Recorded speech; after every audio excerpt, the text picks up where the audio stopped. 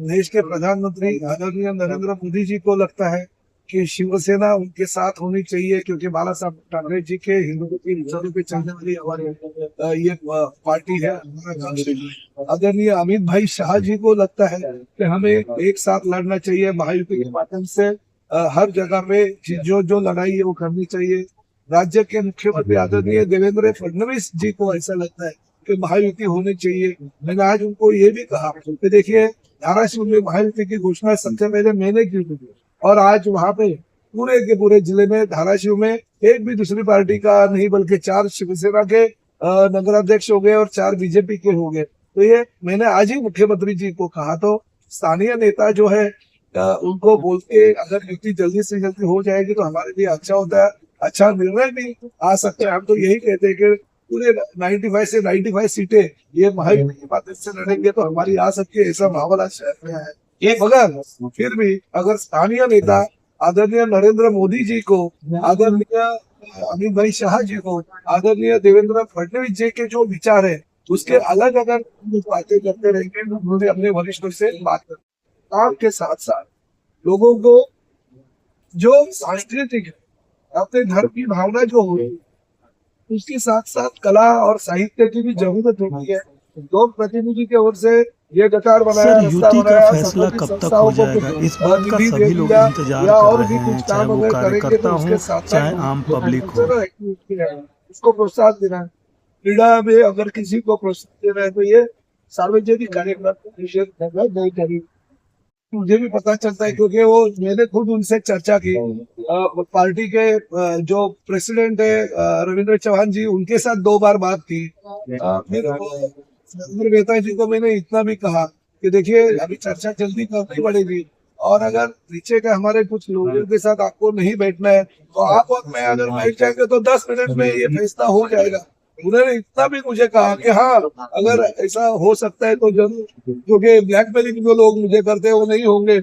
मैंने बोला शहर के विकास के लिए महायुति ने एक साथ लड़ना चाहिए, ये जनता का कहना है, तो हम लोग एक साथ महायुति के माध्यम से लड़ेंगे, ऐसा मैंने तो उनको कहा है। वो बोले भी मुझे, जिस दिन उनकी सभा थी उसी पहले हम मिले थे 7:30-8 बजे के आसपास। वो क्षत्रिय समाज का 80वां वर्धापन दिन का कार्यक्रम था, वहां पे हमने चर्चा भी कर दी। मैंने उनको बोला कि जल्दी से जल्दी आप बोलो मुझे, हम बैठने के लिए तैयार है, अगर आप मुझे फोन करेंगे तो मैं खुद आ जाऊंगा। आखिर महायुति का फैसला एक साइड से नहीं होता है, दोनों साइड से वो किया जाता है।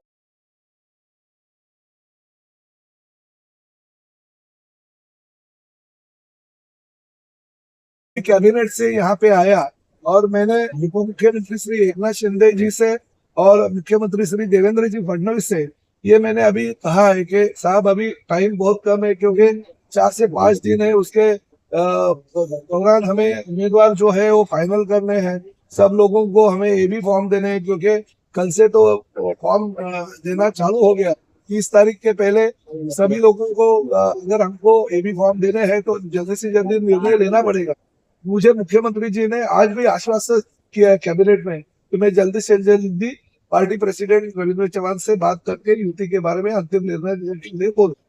वो उनके जो पतिदेव है वो डहाणू नगर परिषद में कैंडिडेट के तौर पे खड़े थे, और वो बहुत ही बुरी तरीके से शिवसेना के उम्मीदवार के सामने हार गए, और वो हार सहन नहीं होते हुए चाहे थोड़ा सा उनको संभालने के लिए उन्होंने चोटियां दे दी है।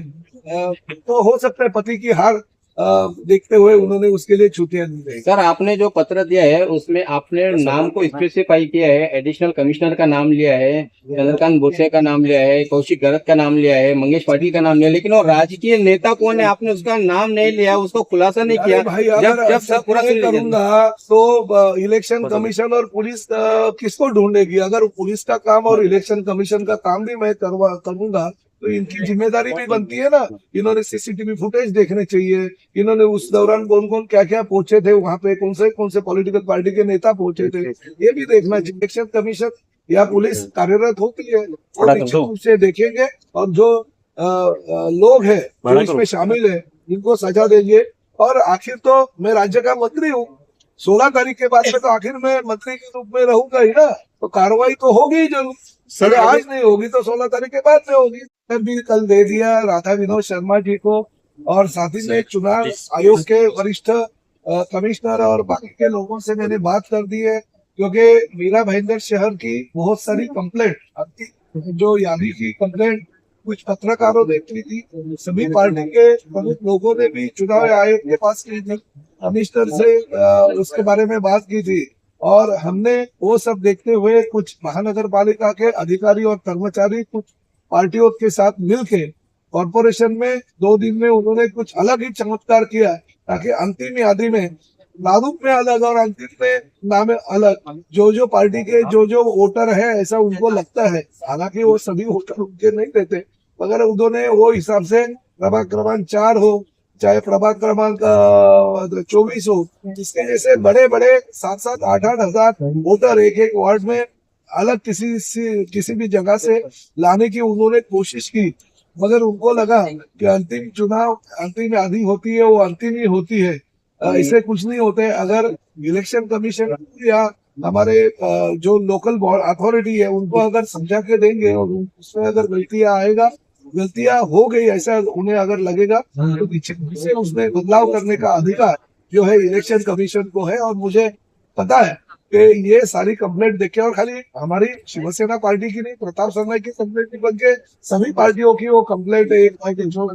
निश्चित रूप से इसके ऊपर इलेक्शन कमीशन कार्रवाई करके मतदार यादी जो है वो अंतिम करेगी। और मुझे जो अंदर से मालूमात मिली है, अंतिम मतदार यादी में बदलाव ऑलरेडी इलेक्शन कमीशन ने कर दिया।